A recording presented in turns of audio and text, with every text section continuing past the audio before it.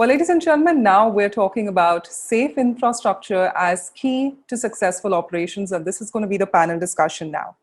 Well, safe infrastructure and safe operations, we're talking about developing a roadmap for operational coordination and cyber incident, HMI and SCADA dangers and cybersecurity strategies, today's cyber threats, and we're talking about cybersecurity for smart buildings and IoT devices, and operational technology security in the age of digital transformation. Well, we have with us our esteemed panelists. First up, Mel Migrino, VP and Group CISO Officer, Meralco Electric Power Distribution Company, Philippines. Well, Mel leads the information security, cybersecurity, data privacy, and resiliency. She has more than 15 years of experience in information security management, IT security and privacy, business continuity, disaster recovery, IT audit, application development, and project management. Well, we also have with us joining Bill Machar, the Money Laundering, Finance, Crime, and Cyber Threat Evaluate, Monitor, Investigate, Deter, Recover Center, Hong Kong. Well, Bill, with his extensive operational experience, including being the covert operator in the largest money laundering and securities fraud investigation in North America, recently created a global random virtue testing program for banks and financial institutions to provide an independent, principle-based compliance model to mitigate risk. Former Eurobond trader, futures and options trader, investment banker, and funds management. We also have with us Virag Thakkar, Head IT Governance, Risk and Compliance, Agora, Thailand. Well, Virag has 19 plus years of leadership experience in cyber and information security, covering audit compliance, privacy frameworks, risk management, and establishing security operation. Well, Virag has worked across multiple industries, including e-commerce, energy vehicles, software product development, and government institution. We also have with us Chali Vorakuli Pipat, the head of cybersecurity, National Electronics and Computer Technology Government Agency in Thailand. Well, Charlie has earned B Electrical Engineering in Electronics Engineering from the King Mongkut's Institute of Technology, Lat Krabang, MS degree in Information Technology from Kasar Sat University, and a PhD degree in Information Systems from the University of Salford.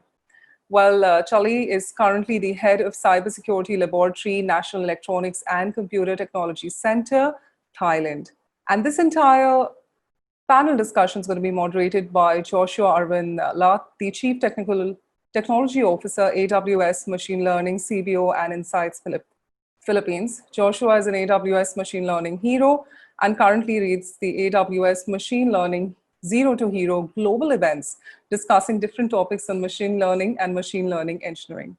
Well, ladies and gentlemen, now it is time to call the entire panel on your screen. Over to you, Joshua, and thank you to the incredible panel for joining us. Hello. So good day, good afternoon, or good evening, whatever time zone we are in. Hello. So this is a really awesome opportunity for us to learn from the experts here in our panel. And I think we can start with 1 to 2 minute introduction of each one of us. I think we can start with Bill and then we can go around the room. So feel free to share what you do on your day job, and your focus areas. Go for it. Okay, thank you, Joshua. Pleasure to be here, and I'm humbled to be on such a talented board. I'm a Luddite compared to everybody else here, but I've operated in the theater of operations to use my skill set, which is more on the human side.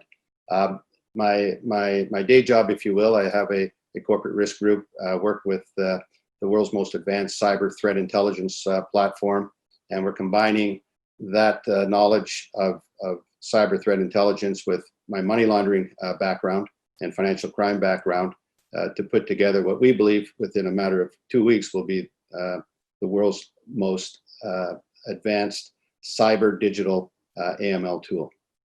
Especially, it's a crypto track and trace. All right, thank you for that. Sir, Mr. Greg, please go for it. Yeah, good morning, everyone. Myself, Virag, and I'm in a very interesting space right now. I work with Agoda, and data privacy is a very hot topic across the globe, with so many millions of records being coming our way, and how we do a risk management over that, how we secure them, how we process them, and how we ensure the privacy of all the customers and all the group. That's one of the most challenging job that I have on a day-to-day basis. All right, thank you for that, Ms. Mel. Hello, everyone. So Mel Migrino here. I take care of both cybersecurity and cybersecurity for both enterprise IT as well as in the operational technology. So actually, I'm quite new in my role here. I really grew up in the financial sector, but I see it very interesting, specifically with the IT and OT convergence. So there's a lot of exciting things going on here at the same time, dealing with the risk revolving around legacy platforms. That's it. All right, thank you for that. And then, Mr. Chala, go for it. Hello, everyone. I'm Charlie. I'm the researcher at National Electronics and Computer Center, and I head a cybersecurity lab, but the new name is Information Security Laboratory. Actually, before this, I've worked for Tyson before I move on to the research career at my laboratory. My current job is about doing research on information security, especially in biometric authentication, access control, and my latest project is about security in smart city and IoT, and it's kind of relevant to what we are going to discuss now. Thank you. Yeah, okay, great. Thank you for that.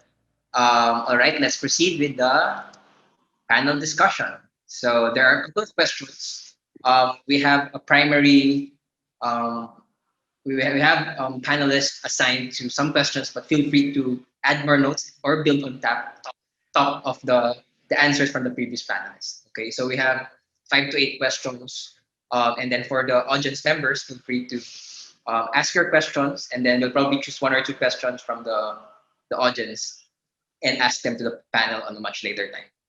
Okay, so I'll share my screen.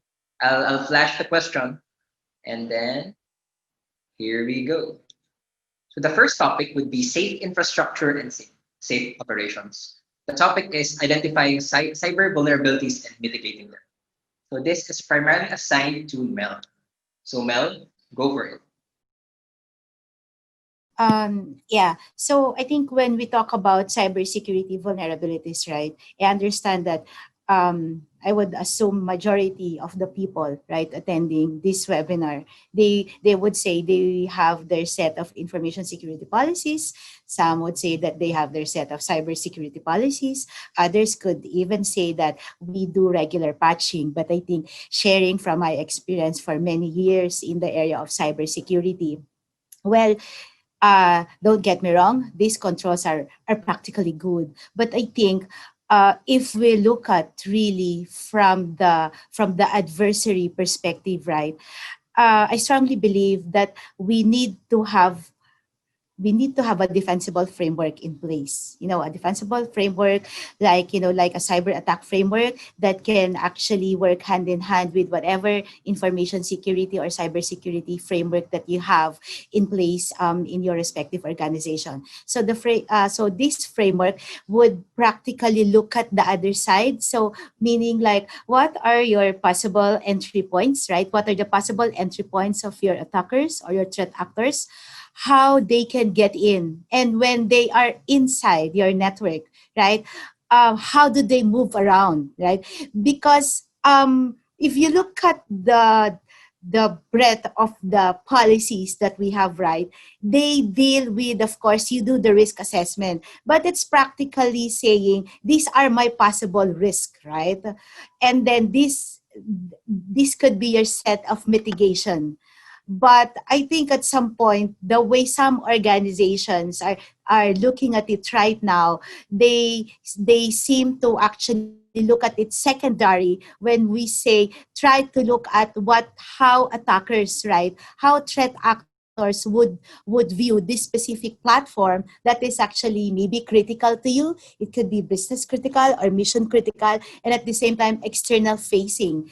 So having said that, that defensible framework should also be complemented with an internal and external cyber threat intelligence. So if you look at the typical cybersecurity framework, let's say from NIST, right?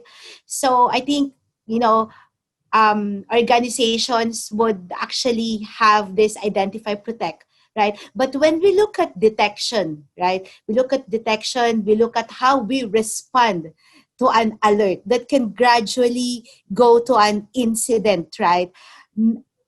There is that area that we really need to improve. So I think there has to be a collaboration. We need to marry those two, right? Regardless if you are actually managing systems that are actually on-premise, right? Like, for example, the MITRE ATT&CK framework, right? It's something that you can adopt. If you are dealing with legacy on-premise, like in the OT environment, they're actually a bit late, right, in terms of innovation. But right now, with the IT-OT actually convergence and meeting regulatory requirements, like in our case in the Philippines, we have our DICT who actually released a memorandum wherein there is a need to for all companies running critical infrastructure that they need to actually protect. And for them to actually protect it, they need to adapt both ways. So I think the key message there is, let's not just live right with our cybersecurity policies, right? It's not only in the documentation, good that we have those security configuration, those testing, but we also need to shift the mindset so that you can strategize the fall of your adversary. Practically, that's it. Thank you. All right, thank you for that. I did some research on that years ago. Actually, I'm not sure if it's called offensive security, but basically trying to check the security of a system by trying to look at it from the opposite side. So really good points. Yeah. All right. Would anyone in the panel like to add more notes or build on top of what Mel mentioned? Joshua, just to build on what Malva said, I saw this in my career in money laundering, financial crime, and I see the exact same parallels in the cyberspace. It is very clear we have a failed approach to cybersecurity, the same way that 10 years ago we had X amount of money laundering. We've spent over $1 trillion in compliance and fines and penalties against banks, and we still have more money laundering going on today than we did 10 years ago. You simply look at the cyber world, we're taking a 1980s approach to solve a problem in the technology world of 2020. The only constant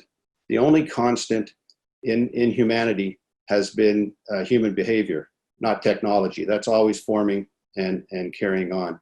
And I think that the problem we have, as to Mel's point, we've got the legacy systems. We can do scanning for vulnerabilities. We can, I would advise always scanning for anomalies in your data to see where it's happening. But the sad truth is, over 42% of all cyber attacks today are of an unknown origin. The vast majority of vendors and responses are built on, hey, this is the way we've always done it. We're not going to be in trouble with regulators by following these pathways, and yet they're failing us every day. There's more cyber attacks this year than certainly we already saw in all of last year. So the solutions we're putting forward aren't working. And again, I don't want to get ahead of myself, but this is why the only approach that really works is to have, what you don't know, you don't know. Where do you find the threats? You need very forward-looking cyber threat intelligence to tell you what's coming. For example, we have the ability to see on day one the creation of a threat. It's about monitoring that threat to see when it's ready to be weaponized. And that is what many of the organizations today, there's no point in doing a forensic approach to your cybersecurity, meaning let's work backwards to see what we did wrong. You better take an actuarial view, which is a forward-looking view. Where is the threat coming from? How are we going to reduce it? And the only final point I would say to everybody is lose the thinking that, will we be the victim of a cyber breach or attack? You better take the attitude, when will I be the victim of a cyber attack or breach? And you have today an amalgamation of cyber threat actors who are disguising themselves as nation states and vice versa, depending on what their needs are. The vectors of attack are coming from everywhere. And sad reality is there's a shortage of talent to deal with those threats. So you need to anticipate the threats first. All right, thank you for that great explanation. Well, we actually have a topic on that one, related to that one. But yeah, we'll build on top of it later. Thanks, Bill. All right, so let's proceed to the next question. We definitely have more questions, and we'll build on top of what Mel and Bill just mentioned right now. I'll share my screen again. So the next topic would be today's cyber threats, from data breaches to damaging physical infrastructure. And this is primarily assigned to Mr. Virag. So, Sir Virag, please go for it. Yeah. As Mel and Bill rightly stated, the threat vectors are very much increasing. And, with 5G rolling out, the risks are going to be more significant in nature. There are a lot more risks associated because many devices are going to be connected in terms of IoT space and other areas as well. As they say, more connected, it's going to be less secure.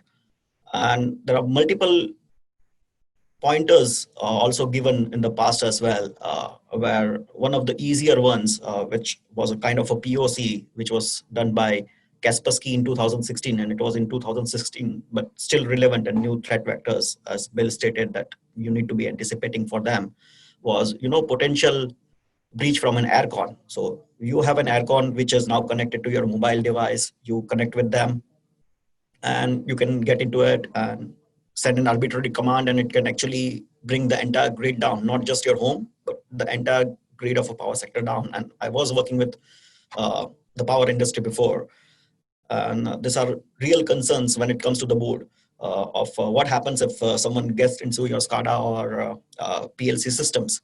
How are you going to prevent it? Is there a framework in place, which Mel discussed about, like MITRE? MITRE would definitely help in terms of lateral movements and also in terms of having more secure infrastructure in place. So that's a very huge risk when it comes to the IoT and the physical space. Whether even without going into what the previous physical threats were, where you had turntables and you had security guards, but those are passé considering the 5G and the IoT coming into the picture. Apart from that, the old techniques are so relevant even right now. For whatever reasons, we as a security practitioners put a lot of efforts and a lot of things into it. But it's still, in spite of having the best practices, best governance, best risk management practices in major companies, and the recent example of Twitter, right? It was such a simple technique. You send an email to an internal employee, typical spear phishing, and you get in. And once you get in, as Mel rightly pointed out, again, going back, lateral movements are very easy to do in spite of all the controls putting in place. And that breach showed us that, just one tool and you are dead and done. So that's a lot of risk associated with both the old and the new vectors which come into place. And there needs to be a more efficient framework and resiliency in place. Till you don't have a good resiliency in your all processes, people and technology, and as Bill stated, breaches are going to happen. It's just a question of how important you are for an hacker to get breached. It's just a question of when rather than if. And that's a big debate all over the place. how do you protect yourself? What are the controls that you should be putting in place? Because the risks are ever emerging and never changing. And IoT risks are more significant in nature rather than anything else at the moment. The technical ecosystem that we have and the connections which happen from third-party vendors to insecure ecosystems across with APIs, cloud, mobile interfaces. We have come to a conclusion that no matter how much technology and tools we put in place, there will be always new ways to hack it. And to be one step ahead of them, you need to have more convergence of AI and ML, and rather less dependency on the people to be on the show. I think those are my views on the recent data breaches and how do we move forward with a better framework for this. All right, thank you for that. Really great explanation. Would anyone want to add a few more notes or build on top of what Mr. Vern just mentioned?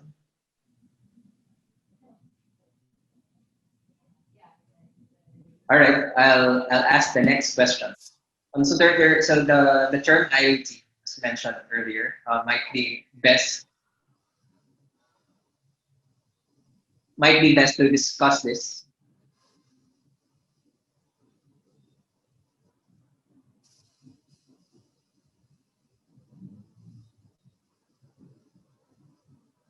All right, so here's the screen.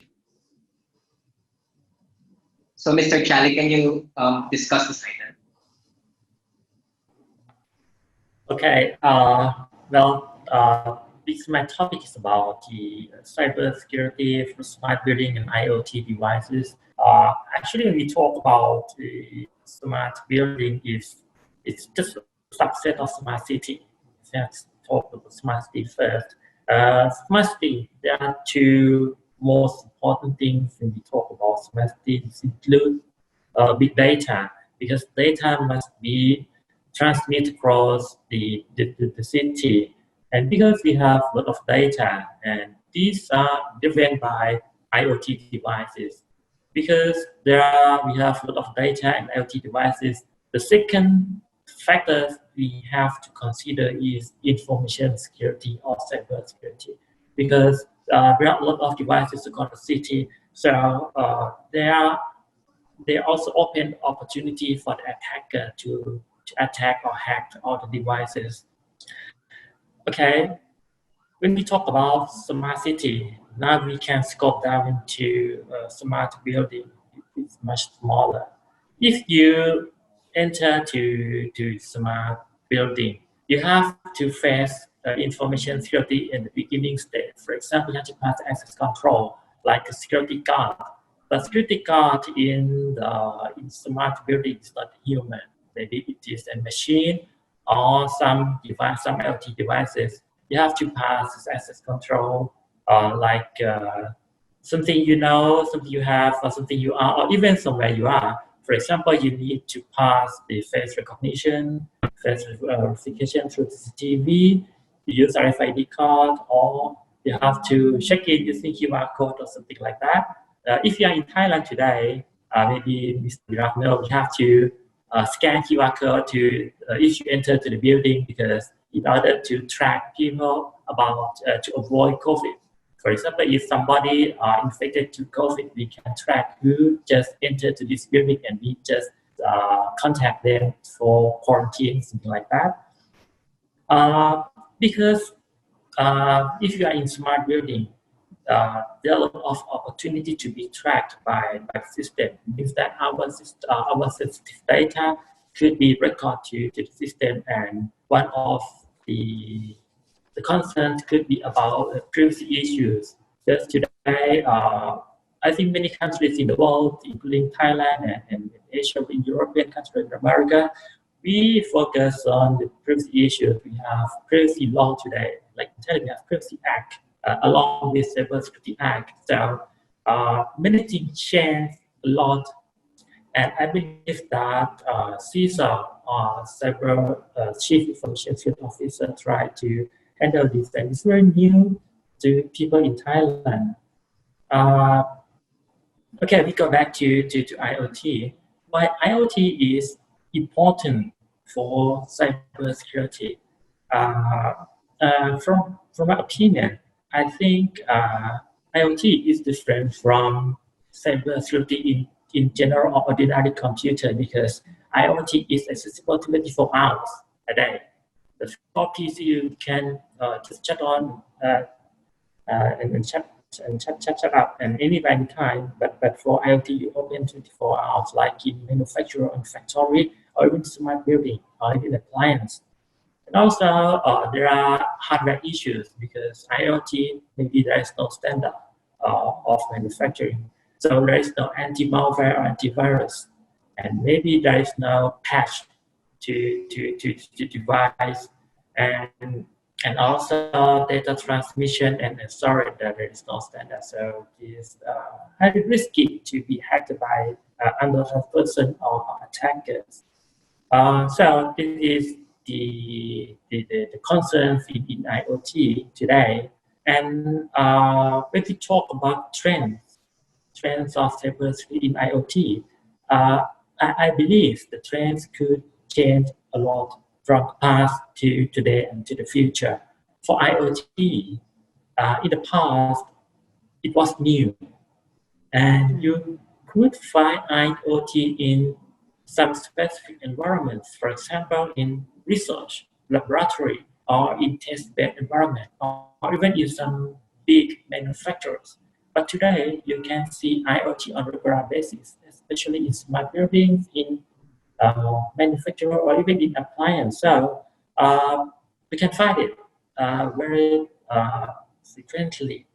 And the implementation of IoT today is much easier than the past. In the past, when you implement IoT, you must be expert. So you may have the knowledge on cybersecurity, but today, any IT developer can develop or implement IoT because many companies or tech companies offer the API to access to write the code or programs to connect to IoT. Like they have in Thailand, we have a cloud-based API to connect to IoT. In the past, if you want to write a program to connect to IoT, you have to write up to 100 or 1,000 lines of code. But today, if you have API, you just write just maybe tens or dozens of lines to connect to IoT. So everyone can make IoT devices to connect to the internet. So, but they lack knowledge of information security. So it is quite risky and vulnerable to any threat, something like that. And finally, because we have a lot of things to concern about IoT, but the threat or the risk could occur any one time because even you have a good protection, but you can't avoid the attackers. The recent news about cybersecurity in Thailand, and maybe one of the biggest news in the few days in Thailand is about the attacking hospital information system in Thailand. Maybe Virat knows, come across this news. A hospital in Thailand was attacked by ransomware. Well, it is quite the biggest news in Thailand. Anyway, the case is much smaller than the case of Sing Health in Singapore a few years ago. But because it is maybe the first time in Thailand to get attacked by a ransomware. So the first thing is how to go back to regular basis, or like you have to meet BCP or cyber residents. Okay, this is what I want to share you so far. Thank you. Thank you for that. All right, really great explanation and sharing. All right, so we have a few more questions. There's actually a question from the audience member. Let's ask the next question first. I'll share my screen. So the current item is developing a roadmap for operational coordination, cyber incident, disaster prevention, and recovery planning for cyber attacks. So this is primarily assigned to Bill. So Bill, go for it. Thank you. It's a very good question, and recently I was involved in a cyber incident response for a major global company that due to the fragmented nature of enterprises today, which is a real problem. You need to be thinking well in advance what's going to happen. Segmentation is of vital importance. We just recently saw the breach of the Chilean banks, and they closed all branches. I don't know if it's open yet today, but they didn't get exceptional harm because they segmented all things internally. If you fail to do that, you have a problem. You also need to be thinking. Again, I talked earlier about the cyber threat intelligence. You need to get intelligence that is nimble and can integrate with your existing security vendors on the fly, so you're able to reduce the attack surface. But if in the event that you do get the compromise, there's a number of things you need to be thinking about. And one is, obviously, you have cyber risk insurance, but if you're in an industry, and that's what we're seeing a lot of where there's M&A activity, oftentimes a lot of this is in the public domain, that certain companies are targeting acquisitions. And in many cases, the hack or the compromise has already taken place in the target company, and the threat actors are waiting until such time as the larger entity has swallowed up the subsidiary. And again, they don't harmonize their IT standards. They leave it fragmented, and that is exploited. And so M&A is a real area of where you're going to get a detonation. The other thing that I would caution people is, if you do have cyber risk insurance, you want to ensure that your insurance provider, as a condition of making a payout, isn't directing you to which cyber provider that must do the analysis. In many cases, some of the insurance companies own the very people that they're sending in to deal with your threat. So while they do a payout on the one hand on the insurance, they're getting it back the other way through the vendor that is being provided to you as a condition of the payout on the insurance. So you want to pay attention to that, because you're not always getting the best talent that's assessing what happened on your threats. And then, of course, you need to be moving quickly to try to establish, the cyber DNA on the attacker. And there are platforms out there that can greatly assist you in dealing with that. But the one thought I would just leave you with is, and this comes after 35 years of hard experience exploiting techniques and being on the receiving end, but anything that has been made or developed by a human being will be compromised by a human being. All right, thank you for that, Bill. Would anyone want to build on top of what Bill mentioned, or do you have other notes for the same item? Joshua, maybe just to add a few notes, right? Yes, I think in terms of cyber prevention, cyber incident prevention, we should also look at having cyber crisis simulation actually embedded within the cybersecurity framework, right? Because I've seen also organizations during my consulting days wherein they just do the typical tabletop testing, right? But the cyber crisis simulation actually focuses on, like simulating an attack, right? And it's not only within the organization wherein your technical folks would actually participate, some of your business stakeholders, but we also need to look at your vendors, your partners, for as long as they are part of that ecosystem, that specific process ecosystem, they should be able to participate in it. And I think we should also look at enforcing, like put in some level of sophistication the way that we do security awareness. Because sometimes security awareness would just stay inside your mailbox. Maybe you would want to read a postcard on information security, webinars or so. But maybe, organizations should also look at having a phishing simulation done on a more frequent basis, right? Because, at the end of the day, it's an old cliche, but it's really, human, right? It's really your resources, your human resources. It's still your weakest link. So I think there should be a continuing effort to educate them, but it should be done with some level of sophistication, not the traditional way on how we're doing it. Yeah. Thank you. All right, thank you for that. All right, so let's proceed with the question from one of our audience members. So here's the question. So the question is,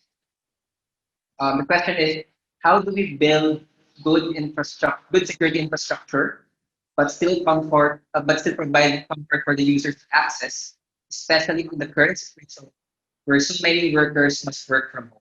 So I'll repeat the question.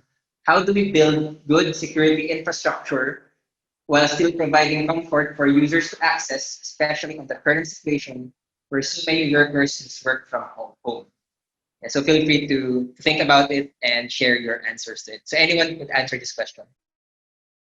Yeah, I will just add a couple of points on that question. I think the key is, and the word is resilience. You need to have a very resilient infrastructure, process, and technology in place to ensure the impact of any such adverse work from home situations does not fall into you. And from a security perspective, you need to have there are two concepts which are very prevalent as of now. One is a zero trust, where you don't care where a person is working from. It's about where whatever data they are accessing.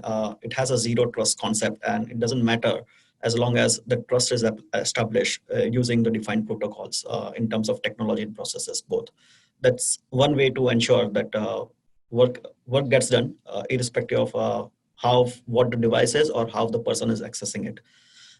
And second, from a compliance, from a security standpoint of view, as a risk manager or a risk person, I would prefer to see multiple layers of detection and prevention control. And the easiest one with a very cost effectiveness, and which most of the organizations now are doing, is multi-factor authentication.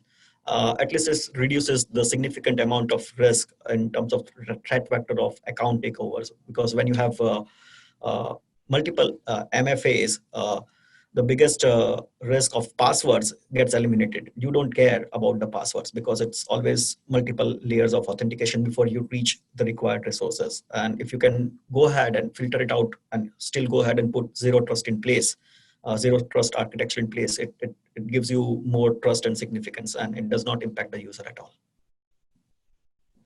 Right, thank you for that. Would anyone want to build on top of what was mentioned, or do you have other notes or answers to the same question? Okay, let me add something about the question, because when we talk about the comfort, we have to make it balance in comfort and security level, because you have good comfort, but the security might be low. Anyway, the thing is that if you work from home, we have to make agreements between you, employer and employer, about the acceptable level of security. Let me show you some example in my organization many years ago. We had a work from home campaign just for 1 month. So we adopt the use of VPN to check an email if you want to work from home. Because we just moved the server, so we use VPN for more security level. But the thing is, we have high level of security because we use VPN, but people check email on a regular basis, maybe 10 times a day or more than 100 times a day. So it's not convenient to access to VPN. Even if you use a smartphone, you need to install more application for VPN, and it's slow. So eventually they agree to remove VPN. So it depends on perception issue if we accept security risk. Thank you. All right, thank you for that. Great answer. All right, so at least for the audience member, hope you had some good insights in what was answered and mentioned in the last 3 to 5 minutes. All right, so we have around 7 to 9 minutes left. We'll have probably 2 more questions. So here's the next question, second to the last question. The second to the last question is, when it comes to cybersecurity, what are the greatest weaknesses organizations face right now? So this is primarily assigned to Bill. So Bill, go for it. Thanks, Josh. I would go, just repeat what I said earlier. You know, you need to see what's coming down the road. There's no point in dealing with the knowns. Again, most vendors, endpoints, it doesn't matter. They're dealing with the known threats. It's the unknowns that we have to be concerned about. And I think there's, you know, again, the landscape is changing quickly. We have to have a better understanding of the motivation of why people do what they do. They're doing it to make money. But one of the problems with cybersecurity is that it's a cost center for many organizations. And so within a budget year, they have, you know, they only have limited range to what they're going to invest in as something new. And it's those gaps that get exploited. So again, I'm a big believer in, again, talking about the see what's coming down the road through having very enhanced threat intelligence. You know, it's the problem's not going to go away. You know, we talked earlier about, you know, the IoTs and that whole vector. Viraj made a good point when he talked about resilience. And I would add to that, you know, does your system have adaptive capacity and flexibility? You know, in the world today, one of the things that organizations have to start respecting is this notion of modality. You know, how is the threat coming to you? And that is changing rapidly as technology advances. And so the identification of where the threat can come from, you had it blocked a year ago, you don't have it blocked this year. Again, quantum's coming up, all the rest of it. But again, I still keep coming back to the human element. But yeah, I think people want to have a good understanding. Just listen to what people on this panel are saying.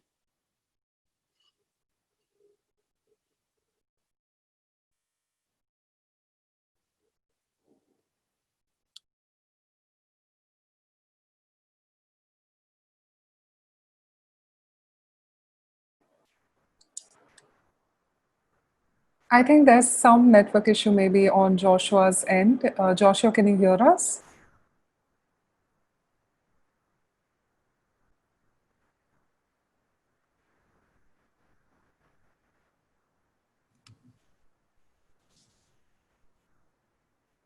Could our esteemed panelists hear me for sure?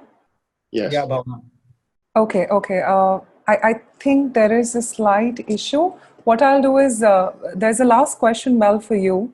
You know, what framework and approach can you recommend to identify vulnerabilities across infrastructure, on-premise and cloud infra? Mel, over to you. Okay. Well, some reiteration on what I have mentioned earlier at the start of this panel. So when we talk about framework, right? Well, aside from MITRE ATT&CK framework, it is something that we need to actually adopt with the cybersecurity framework of NIST. Others would actually complement it with the ISO 27000 family of standards, right? So it's practically a combination of strong governance and incident response framework for us. In the realm of ICS, like in our case, from an energy distribution conglomerate. So we are looking at some frameworks such as the Purdue framework, wherein it actually tackles on securing the different layers in your OT infrastructure. So there's a layer that would actually secure your network defenses, right? Until you go inside your network, monitoring all of your east-west traffic as well, on top of your north-south traffic. So when you talk about IT and OT convergence, right? So with what we're experiencing now, we are in the midst of this global pandemic. I've I've read a lot in the internet that, organizations are talking about digitalization, but when this COVID-19 hit, right, it practically fast-tracked everything.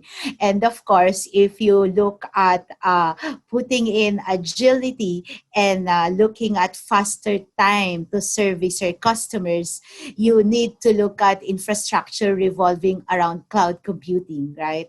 But of course, if you look at cloud computing, there are also, I would say, implementation or migration challenges that revolves around protecting your digital identity, having sufficient backup, ensuring that your communication is actually secured, etc., right?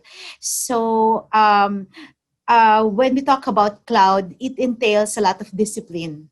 Discipline from the perspective of your technology teams, right? The different teams under your IT was actually doing the migration, was doing all of this integration via APIs, right? So because I think the notion of most of the organizations would be, I put in a virtual firewall, right? To secure my cloud, okay? I should be good. But yes, don't get me wrong. Yes, it's good that you have a virtual firewall, but it's not it. It's practically a whole stack of your process controls and your technical controls that you need to put in. And if you talk about securing, right, the infrastructure that enables the services for you to provide to your customers, right? Thinking of, a secure, a better customer experience, you need to safeguard. It's not only the infrastructure, but also the application that's running inside it. And there goes your posture assessments. You need to look at deep through scanning of your images, your functions as a service. You need to look at stronger segmentation. What's inside those containers running in whatever cloud architecture that you're in, if it's in serverless or in containers. So I think these are, it's practically a big framework that one should actually operationalize. But for you to do this, governing framework should be in place. So it's really a reiteration of the cybersecurity framework plus your cyber attack framework to actually, operationalize all of this, regardless if you would want to do it on premise or in the cloud. Yeah. Thanks. All right, thank you for that. All right, so let's wrap up this call. Really great answers. Actually, really great questions also, especially from the audience. So let's wrap up. So the final round here is just a 30-second to 1 minute fairing. Last 1 to 2 sentences from each of you. So let's start with Chally. So would you like to share one last 1 to 2 sentences to wrap this up? Okay, cybersecurity infrastructure or critical infrastructure must be different from cybersecurity in general company or for individuals. So you need to have different policy and practice. Thank you. All right, thank you. Mr. Virag, please go for it. Yep. I would just like to add on what Mel said. We need a very robust framework, and we do have most of the times in terms of infrastructure and cyber resilience. But I would like to just add a sentence to it that we need to have a unified compliance framework or a UCF, which also adds data privacy controls into place. Because at the end of the day, the attack vector or the motivation is to get the data. If not to bring down the infrastructure. So if you put in data privacy framework or data privacy controls into your framework as well, it will add a lot of more value to it. All right. Thank you for that. Bill? Sure. I would say that, what appears to be happening is that there's a lack of standardization in terms of security standards, especially as we go into the IoT world and the like. And, there's a greater reliance, especially now with COVID, of relying on third-party vendors, for security standardization, for security, which means your standards are not harmonized. And again, as I mentioned earlier, the fragmented nature. So I think as an industry, there needs to be a harmonization of security standards, and this reliance on third-party vendors have to ensure that they are adhering to standards that you need and require for your organization. Great. And then Mel? I think very short. So all of us, right? If we want to put in a good posture in cybersecurity, we need to think that it's like every day there's an incident. It's practically saying we need to take ownership. Thanks. Great, great. I was able to call everyone, right? So Charlie, Mel, Virag, Bill. We're good? Yeah. All right. So thank you, everyone. So that's the end of our panel discussion. Really awesome answers by our experts here in the panel. And yeah, I think that's it. Thank you, guys, and bye-bye. Bye. Thank you. Thank you, Josh. Thank you, Mel. Thank you, Chavay. Thank you, Bill. And thank you so much, Virag. Thank you.